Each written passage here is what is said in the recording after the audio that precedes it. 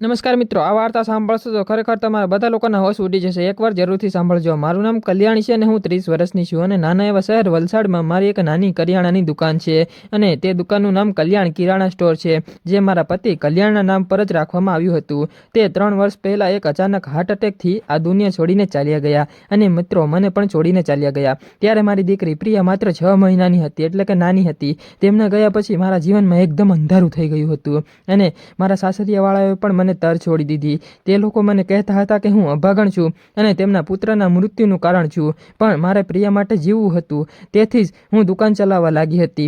શરૂઆતમાં તો મિત્રો ખૂબ જ મુશ્કેલી પડી. સવારે 6 વાગ્યે ઉઠીને માર્કેટ જઈને માલ લાવવાનો અને ત્યાર પછી દુકાન ખોલું અને ગ્રાહકોને માલ આપું, હિસાબ કરું અને સાંજે પાછી ઘરે જઈને પ્રિયાને સંભાળું. ક્યારેક તો રાત્રે ભૂખ્યું સૂવું પડે, કારણ કે મિત્રો પૈસા ઓછા હોય અને ગરીબીમાં જીવવું એટલે સતત સંઘર્ષ તો કરવો જ પડે ને મિત્રો યાર. છોકરી માટે ક્યારેક ગ્રાહકો ઉધાર માંગે અને હું ના કહું તો તેઓ ગુસ્સે થઈ જાય, પણ મેં હાર ન માની. અને મિત્રો મારું ઘર દુકાનેથી થોડુંક દૂર છે, એટલે એક નાની ગલીમાં ત્યાં એક રૂમ, રસોડું અને બાથરૂમ. રોજ સવારે માર્કેટ જાઉં છું અને માર્કેટ જઈને હું માલ ખરીદું. આટો, ચોખા, તેલ, મસાલા બધું જ મોટી થેલીમાં ભરીને દુકાન તરફ ચાલું. અને મિત્રો ચાલતી વખતે મારા પગ પણ તૂટી જાય છે, એટલે કે દુખે છે, પણ રિક્ષા માટે પૈસા ન હતા. દુકાન ખોલીને પહેલાં સાફસૂફ કરું, ત્યાર પછી માલ ગોઠવું. પછી ગ્રાહકો આવે છે તો કોઈને ચા માટે ખાંડ જોઈતી હોય છે, તો કોઈને સાબુ જોતા હોય છે. ત્યારે હું હસીને આપું છું, પણ મિત્રો સાચું કહું તો અંદરથી હું થાકેલી હોઉં છું. ગરીબીના કારણે ક્યારેક મને એવું લાગે છે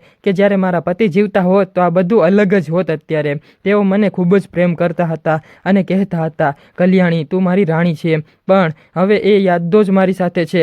સાસુ કહેતા હતા, તું તો અભાગણ છે, અમારા ઘરમાં ના આવતી, તેથી હું એકલી જ લડું છું. પ્રિયા મારા માટે બધું જ છે. તેની હસતી આંખો જોઈને મારું દુઃખ ભૂલી જાઉં છું હું અને હંમેશા એને ખુશ રાખવાની કોશિશ કરું છું. તે 2 વર્ષની છે, તેને રમકડા જોઈએ છે, પણ હું આપી શકતી નથી. ક્યારેક તેને દુકાનમાં લાવવું તો તે અમારા પગમાં રમ્યા કરે છે અને પાડોશી આંટી મને કહેતા, કલ્યાણી કોઈને મદદ માટે રાખી લેને, તું વિધવા છે અને લોકો વાતો કરશે, પણ તારા માટે આ જરૂરી છે. અને વિચાર તો આવ્યો હતો, પૈસા ઓછા છે પણ માણસની સખ્ત જરૂર છે, કારણ કે મારા એકલાથી તો હવે કેટલું કરવું એમ.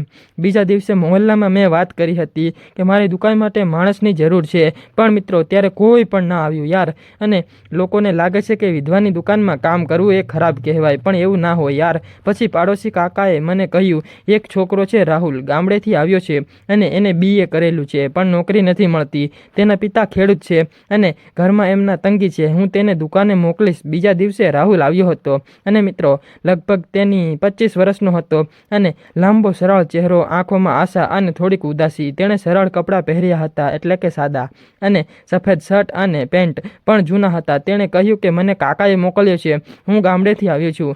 મારું ગામ વલસાડથી 50 કિલોમીટર દૂર છે અને પિતાજી ખેતરમાં કામ કરે છે અને માં ઘર સંભાળે છે. અને મારા 2 નાના ભાઈ બહેન છે. મેં BA કર્યું છે, કોમ્પ્યુટર કોર્સ પણ કર્યો છે, પણ શહેરમાં મને ક્યાંય પણ નોકરી મળતી નથી. મેં ઘણી જ કોશિશ કરી પણ નથી મળતી. ક્યારેય મજૂરી કરું છું, પણ સ્થિર કામ જોઈએ છે અને તમે મને તક આપો, હું મહેનત કરીશ અને માલ ઉઠાવીશ, હિસાબ પણ રાખીશ. મને ફક્ત રહેવા અને ખાવાનું જોઈએ છે અને થોડા ઘણા પૈસા, જેથી હું ઘરે પૈસા મોકલી શકું. મને તેની વાતમાં સચ્ચાઈ લાગી હતી અને સંઘર્ષ દેખાયો હતો. હું પણ ગામડેથી હતી, તેથી મને તેનું દુઃખ સમજતી હતી. મારા પતિ પણ એવા જ હતા, મહેનતુ અને ઈમાનદાર. ત્યાર પછી મેં તેમને રાહુલને કહ્યું કે તું કાલથી આવજે અને તારો પગાર 4000 રૂપિયા આપીશ અને તું દુકાન પાછળના નાના રૂમમાં રહી શકા છો. ત્યાં બેડ અને પંખો પણ છે અને તારે ત્યાં રહેવું હોય તો તું ત્યાં રહી શકે. ખાવાનું તારે જ બનાવવું પડશે, પણ ક્યારેક ક્યારેક હું બનાવી આપીશ, જો તું મદદ કરીશ તો. તારે મને મદદ કરવી પડશે ખાવાનું બનાવવા માટે. તો ત્યારે એને 2 હાથ જોડીને કહ્યું, મેડમ તમે મારા પર વિશ્વાસ કર્યો તેના માટે આભાર. હું તમને ક્યારેય પણ નિરાશ નહીં કરું અને મારા પરિવારને આ સમાચાર આપીશ તો તેઓ પણ ખૂબ જ ખુશ થઈ જશે. અને મિત્રો તેમ જ થયું હતું. કાલથી રાહુલ આવી ગયો હતો અને તે સવારે 5 વાગ્યે ઉઠીને દુકાને આવે છે અને દુકાન સાફ કરે છે, એટલે કે સાફ સફાઈ કરે છે અને 6 વાગ્યે આવું તો હું આવું ને ત્યારે દુકાન એકદમ તૈયાર હોય છે, માલના ભારે કેરેટ્સ ઉઠાવતો હોય છે અને મિત્રો ગોઠવે અને ગ્રાહકને કહે, અંકલ તમારે શું જોઈએ છે? તાજા મસાલા આવ્યા છે. તેનું હસવું ગ્રાહકોને ખૂબ જ પસંદ આવ્યું હતું અને વેચાણ પણ હવે ધીમે ધીમે વધવા લાગ્યું. હું પ્રિયાને વધુ સમય આપવા લાગી હતી. પ્રિયા પણ તેને પસંદ કરવા લાગી હતી અને તે તેની ગોદમાં લઈને કહેતો હતો કે પ્રિયા બેબી, તું મારી નાની એવી ઢીંગલી છે. તે તેને રમાડે, ચોકલેટ આપે અને શરૂઆતમાં તો અમારી વચ્ચે વાતચીત ઓછી થતી હતી, કારણ કે મિત્રો આમ આપણે ઓળખતા ના હોય ને એટલે. અને હું તેને કામના આદેશ આપું તો તે કરે પણ. ધીમે ધીમે અમે આવી રીતે વાતો કરવા લાગ્યા. એક દિવસ બપોરે દુકાનમાં થોડોક વિરામ હતો અને તેણે કહ્યું કે મેડમ, તમારું ગામ ક્યાં છે? તમે કેવી રીતે આ શહેરમાં આવ્યા? મેં તેને કહ્યું હતું, રાહુલ, મારું ગામ તારા ગામની નજીક જ છે, એટલે કે તમારું ગામ જ્યાં છે ત્યાં જ છે. મારા પતિ અહીંયા દુકાન ચલાવતા હતા, તેથી જ લગ્ન પછી અહીં આવી છું અને તે સારા એવા માણસ હતા, પણ ભગવાને તેમને તેમની પાસે બોલાવી લીધા. તેણે કહ્યું, બહુ જ ખરાબ લાગ્યું મને આ સાંભળીને. તમે એકલા કેટલો સંઘર્ષ કરો છો અને મારા ગામમાં પણ એક વિધવા છે, તે ખેતરમાં કામ કરે છે, પણ તમે તો દુકાન ચલાવો છો. આ સારું કહેવાય અને તમે કેટલો સંઘર્ષ કરો છો એકલા છો તો પણ. તે પણ પ્રિયા, તમે મજબૂત છો. મારી આંખોમાં આંસુ આવી ગયા હતા અને કોઈએ મને મજબૂત કહ્યું તે સાંભળીને મને આનંદ થયો હતો. તે દિવસથી અમારી વાતો ધીમે ધીમે વધવા લાગી હતી અને અમે વાતો કરવા લાગ્યા હતા. અમારી નજર મળવા લાગી હતી. ક્યારેક તે મને જોઈને હસે, ક્યારેક હું શરમાઈને આંખો નીચી કરું અને તેની આંખોમાં કંઈક અલગ જ હતું, જાણે તે મારા દુઃખને સમજતો હોય. મને એવું લાગી રહ્યું હતું અને તેમાં પ્રેમ હોય એવું હું વિચારતી હતી કે આ શું છે? હું વિધવા છું, તે યુવાન છે, પણ હૃદય તો હૃદય છે યાર. એક વખત વરસાદની મોસમ આવી હતી અને વરસાદ જોરથી પડ્યો હતો અને દુકાનમાં પણ પાણી ભરાઈ ગયું હતું અને મિત્રો દુકાનનો માલ ભીંજાઈ ગયો હતો. આટાના પેકેટ્સ બગડ્યા, તેલની બોટલો પડી હતી. હું રડી પડી કારણ કે તેમાં ઘણું બધું નુકસાન થયું હતું અને મિત્રો પૈસા પણ ઓછા હતા.